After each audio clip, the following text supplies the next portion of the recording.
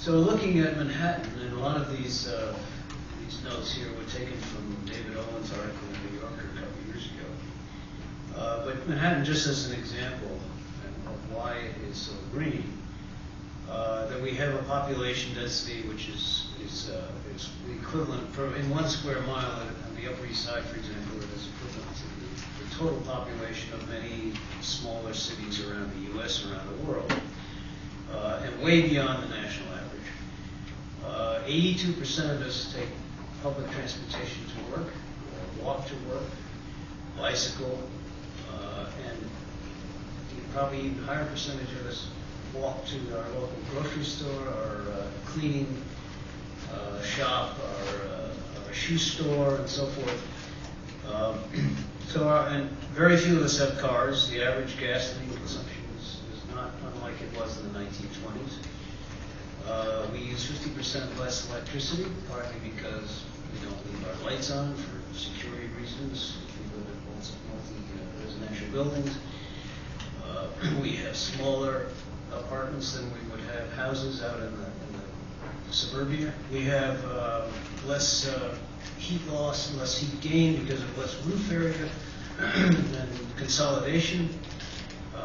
We use elevators instead of cars and elevators are really the most efficient means of transportation because they are counterweighted.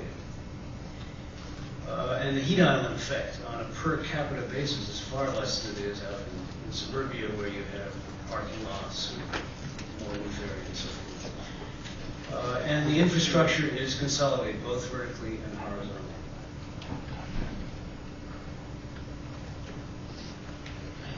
I think just to illustrate what Bruce is really talking about, we did a comparative study of 4 Times Square in a typical suburban office park,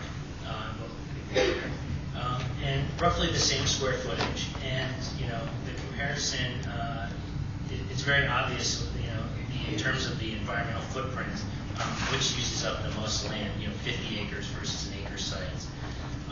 But surprisingly, both of these buildings more or less consume the same amount of energy. And that's what's depicted in the bars. So if you look for the yellow and the green, which would be the base building loads and the heating and the cooling and so on, even though one is a low spread out system and the other is a vertical tower, more or less they use within a couple of percentage points the same amount of energy.